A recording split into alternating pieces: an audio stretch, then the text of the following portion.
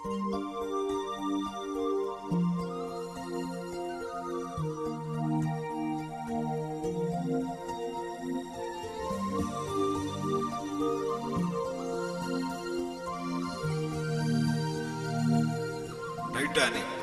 అది అత్యంత విలాసవంతమైన అతిపెద్ద సముద్రపు నౌక. 1912వ సంవత్సరంలో ఇంగ్లాండు దేశం నుండి న్యూయార్క్ నగరమునకు బయలుదేరింది. సామాన్యులు మొదలుకొని గొప్ప ధనవంతుల వరకు అందులో ప్రయాణిస్తున్నారు. ప్రయాణం కొద్ది దినములు సాఫీగానే సాగింది. ప్రయాణికులు రుచికరమైన భోజనాలు ఆరగిస్తూ ఎడతెగని విందులు వినోదాలతో రాజమర్యాదలను అనుభవిస్తున్నారు. అది ఏప్రిల్ 14 సాయంకాలం. ముందున్న మంచు కొండల గురించి అసంఖ్యాకమైన హెచ్చరికలు అందుతున్నాయి. నౌక నావికుడు ఆ హెచ్చరికలను త్రోసివేసి శక్తివంతమైన ఈ నౌక వేగాన్ని అధికంగా పెంచి న్యూయార్క్ రేవుకు త్వరగా చేరాలన్న ప్రయత్నంలో ఉన్నాడు. రాత్రి 11:40 పెద్ద మంచు కొండను పెద్ద శబ్దముతో నౌక ఢీకొన్నది. ఈ దుర్ఘటన తమపై రానున్నదన్న విషయం పట్ల ఎవరునూ సిద్ధపాటులో లేరు. నీళ్లు లోనికి రావడం ఆరంభించాయి. ప్రయాణికులు అనేక మంది వారి మీదికి రానున్న వినాశనాన్ని నమ్మక తృణీకరించి విలాసాలలో కొనసాగారు.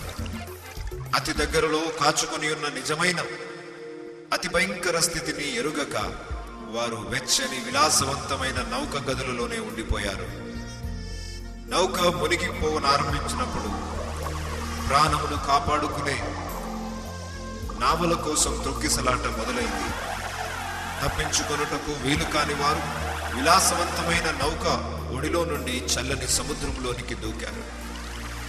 ప్రపంచంలోకెల్లా అత్యంత భారీ నౌక 12,500 అడుగుల లోతుకు నేరుగా సముద్ర జలాల్లో మునిగిపోయింది. కోట్లాది రూపాయల విలువైన వజ్రాలు, ఆభరణాలు, కలతో కూడిన వస్తువులను తనతో కూడా ఈడ్చుకొని పోయింది. సామాన్యులైన నౌక పనివారితో పాటు ఐశ్వర్యవంతులైన ప్రయాణికులు కూడా మరణించారు.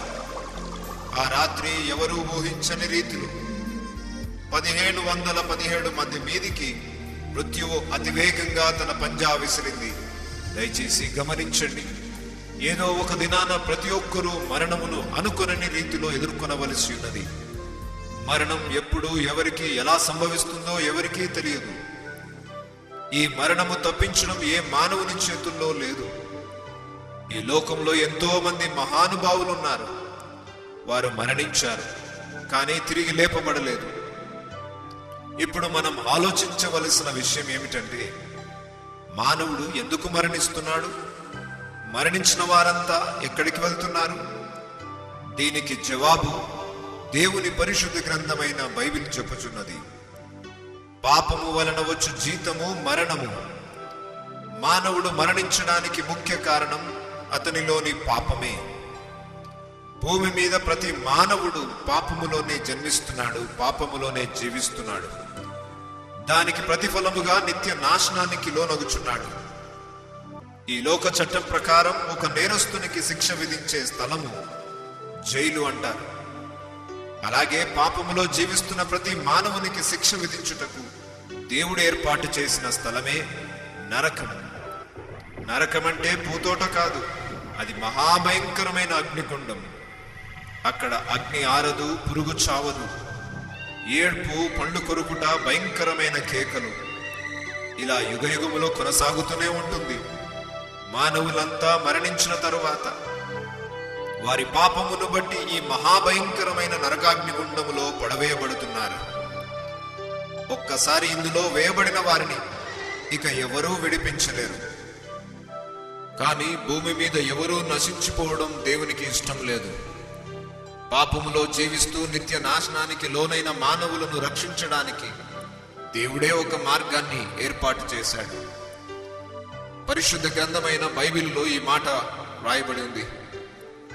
దేవుడు లోకమును ఎంతో ప్రేమించెను, కాగా ఆయన తన అద్వితీయ కుమారునిగా పుట్టిన వాని యందు విశ్వాసముంచు ప్రతి వాడును నశింపక నిత్య జీవము పొందునట్లు ఆయనను అనుగ్రహించెను. దేవుడే మానవునిగా ఒక కన్యక గర్భమందు జన్మించి 33.5 సంవత్సరాలు ఈ భూమిపై సంచరించి అనేక అద్భుతములు చేశాడు. గుడ్డి వారిని, కుంటి వారిని స్వస్థపరిచాడు. చనిపోయిన వారిని బ్రతికించాడు. కృంగిపోయిన వారిని బలపరిచాడు. వీటన్నిటికంటే మరొక గొప్ప కార్యం ఆయన చేశాడు. మానవులందరి పాపముల కొరకు తన అమూల్యమైన నిష్కలంకమైన రక్తమును చిందించి మరణించి 3వ దినమున తిరిగి లేచాడు.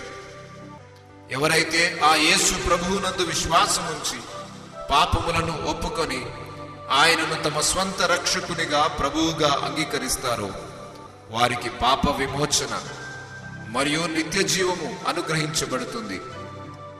వారు మరణించినా మరలా తిరిగి లేస్తారు. యేసుక్రీస్తు మరలా 2వసారి వస్తానన్నాడు. ఆయన 2వసారి మధ్యాకాశానికి వచ్చినప్పుడు ఆయన యందు విశ్వాసముంచిన వారందరూ ఆయనతో పాటు పరలోక రాజ్యమునకు తీసుకొని పోబడతారు. పరలోక రాజ్యం వివరింపశక్యము కాని మహానగరం, వివిధ రత్నములతో ముత్యాలతో కట్టబడి బంగారు వీధులు కలిగిన పట్టణం.